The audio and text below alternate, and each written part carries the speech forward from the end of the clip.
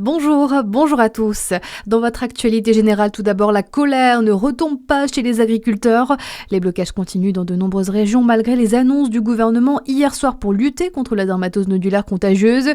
Plusieurs autoroutes coupées, notamment dans le sud comme l'A63 près de Bordeaux ou encore l'A20 au niveau de Brive et Cahors.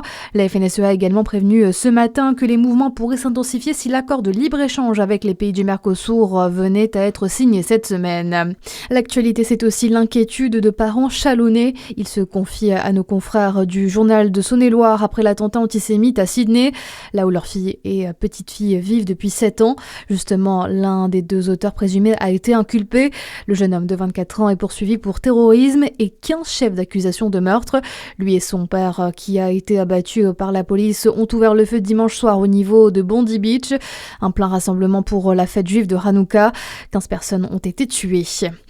Dans le volet judiciaire aussi, le verdict est attendu pour demain matin. Clap de fin après 4 mois d'audience pour le procès de Frédéric Péchier, ex-anesthésiste du Doubs jugé pour 30 empoisonnements dont 12 mortels dans 2 cliniques de Besançon.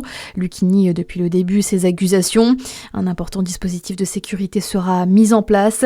Les avocats généraux ont requis la réclusion criminelle à perpétuité avec une période de sûreté de 22 ans et l'interdiction définitive d'exercer la médecine. L'avocat de la défense plaide lui l'acquittement.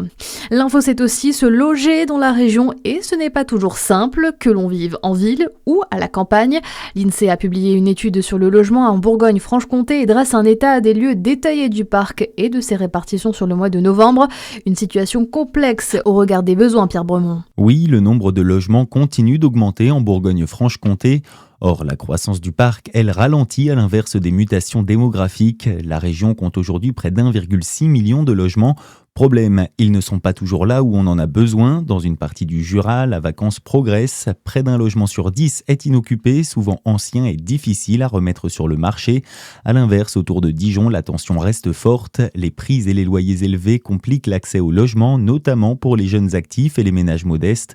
Autre déséquilibre majeur, plus de 60% des ménages d'une ou deux personnes vivent encore dans de grands logements peu adaptés à leurs besoins. Et à noter que selon l'INSEE, le vieillissement de la population devrait accentuer ces déséquilibres dans les années à venir. Et puis un mot de sport enfin. Hier, la Fédération de football française a procédé au tirage au sort des 16e de finale de la Coupe de France féminine. Elles auront lieu le week-end du 10 au 11 janvier. Pour son entrée en lice dans la compétition, le DEFCO accueillera Toulouse, pensionnaire de seconde ligue et second du championnat. Et toujours en foot avec la Coupe intercontinentale ce soir, le PSG champion d'Europe affronte les Brésiliens de Flamengo, vainqueurs de la Copa Libertadores.